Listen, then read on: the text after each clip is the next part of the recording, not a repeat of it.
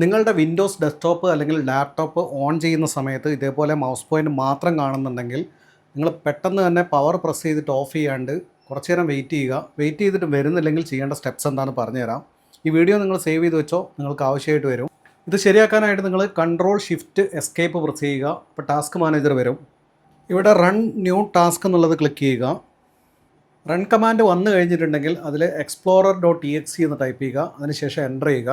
Enter ചെയ്ത് കഴിഞ്ഞിട്ടുണ്ടെങ്കിൽ explorer.exe Windows explorer ഓട്ടോമാറ്റിക്കായിട്ട് തന്നെ ബാക്ക്ഗ്രൗണ്ടിൽ വരുന്നതായിട്ട് കാണാം. ഇനി ഇത് ചെയ്തിട്ടും വിൻഡോസ് എക്സ്പ്ലോറർ വരുന്നില്ലെങ്കിൽ നിങ്ങൾക്ക് ചെയ്യാൻ പറ്റിയൊരു കാര്യമാണ് ഈ റൺ ടാസ്ക് ഒന്നും കൂടി എടുക്കുക. അതിനുശേഷം shut down space -r space -t space 00 ഈ ഒരു കമാൻഡ് എൻ്റർ ചെയ്തിട്ടുണ്ടെങ്കിൽ സിസ്റ്റം റീസ്റ്റാർട്ട് ആവും.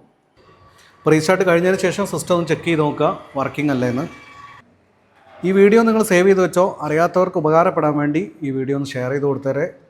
അപ്പോൾ പുതിയൊരു വീഡിയോ ആയിട്ട് കാണാം.